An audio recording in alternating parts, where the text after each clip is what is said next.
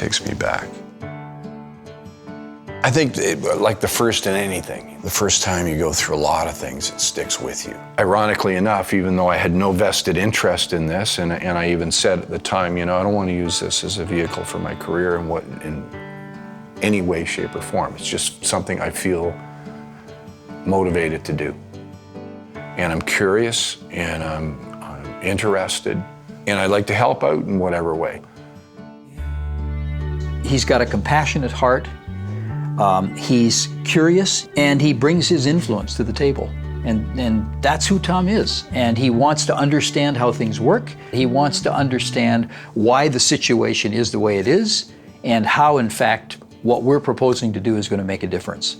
Again, that's where trust comes in, too. Not only, do I trust the organization because you see enough of what they're doing and what's going on that you know that their hearts and their minds and the soul of the organization is in the right place.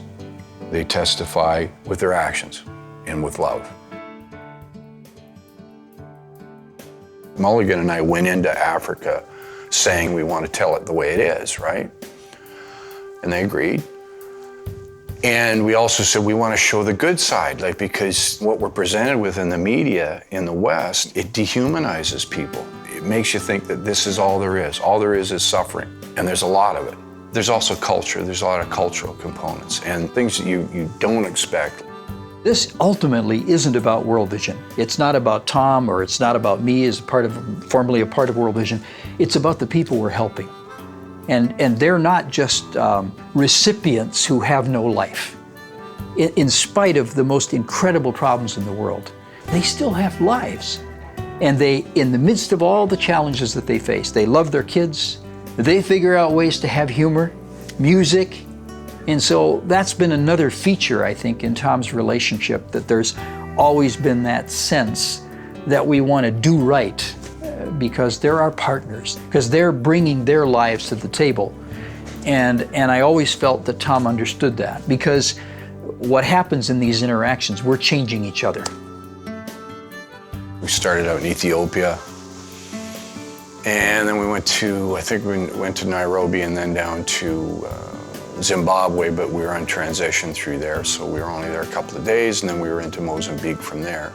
We really ran the gamut with these countries, and I wonder sometimes whether if it just stopped in Ethiopia, whether my resolve would have been as strong. I think finishing in Mozambique, it unfolded like a song, and the last chorus was the strongest.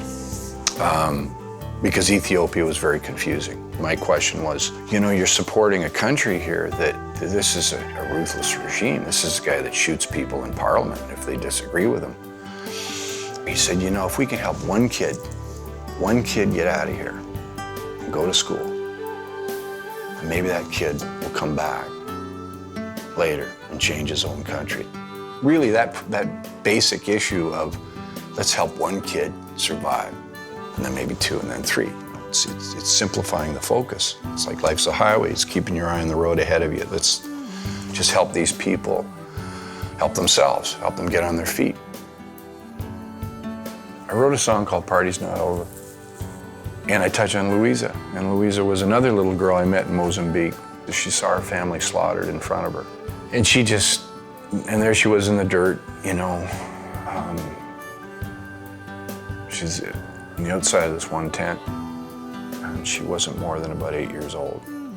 And she just, that stayed with me. And so I talk about her, hey Louisa, are you still sitting there, an angel in the dirt in the middle of Shangara? Hope you sure could have rose from that place. Sometimes I see you with a smile on your face.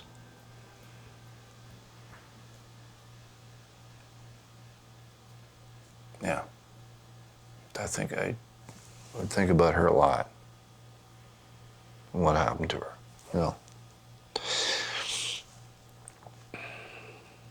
But yeah, so the short answer is stuff comes out when it's going to come out. And you're not sure when and where and how, but stuff like that sticks with you, right? In times where we're really struggling, when you see a child dying in front of you, or you see just this grinding poverty. It's just so discouraging.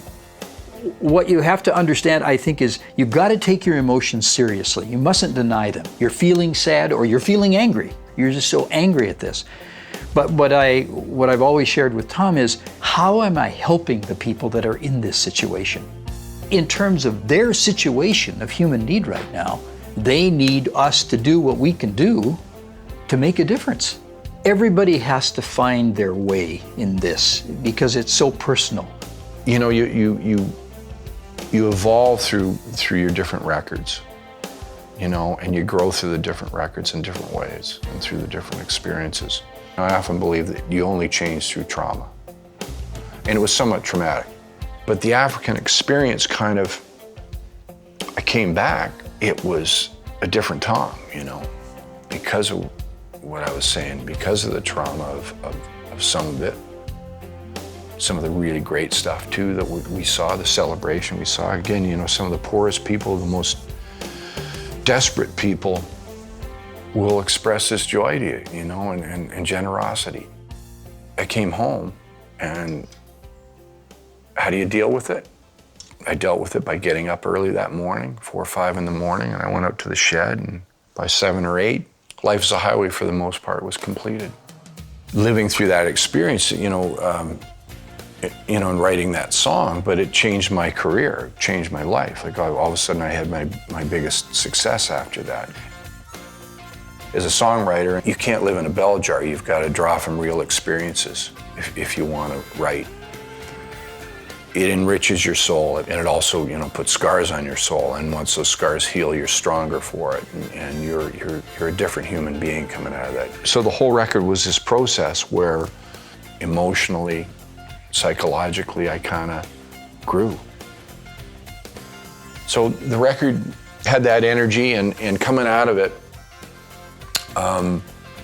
you just knew there was something special, and then there was.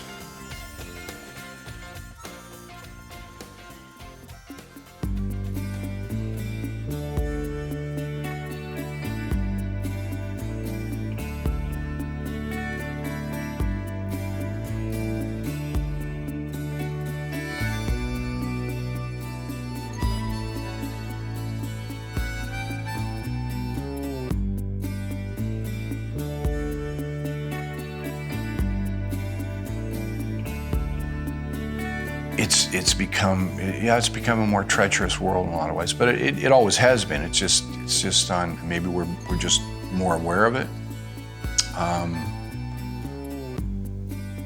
But you know, I think the stakes are a little higher currently, you know, because of a lot of the things that are going on in the Middle East and the suffering of the refugees there, and you know, the Syrian situation, of course.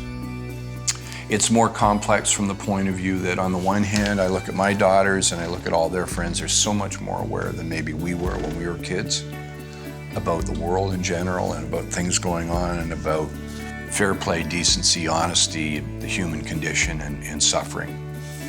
And yet on the other hand, I think there's a numbness, you know. So it's harder sometimes to make people aware that the need is still there and that as human beings, it's kind of a moral obligation to help out a bit. In the situation like the Syrian refugee camps in Lebanon that we just visited, I think it's important to show that we have goodwill. If not simply because it's the right thing to do, it gives, you know, fear is our biggest enemy. And you always fear the unknown, and you always fear the people you don't know.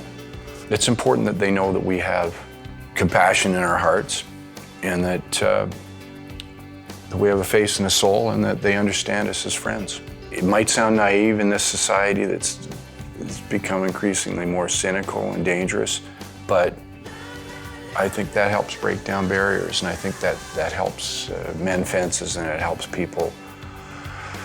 It helps make the world a better place. You know, when I see the work being done in these places and the Canadians that are involved, it's a real strong sense of pride for me. You know, I just want to see us keep helping organizations like World Vision do the work that they do. I love Canada. It's etched on my soul. When I go to a lot of these places, I'm so proud of being Canadian because people really do. There's a lot of, trust for us, and goodwill towards us. And the work I see us doing and the work that the people that contribute through sponsoring children and so on through World Vision and other organizations as well, it's reflected in the attitude of the people in different places and how they trust us. And that makes me so proud as a Canadian.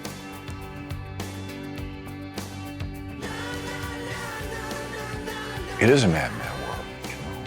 It's a mess, really, but sometimes it's a glorious, beautiful mess that we can make a bit of sense of sometimes, and we're in it together, if only for a brief time.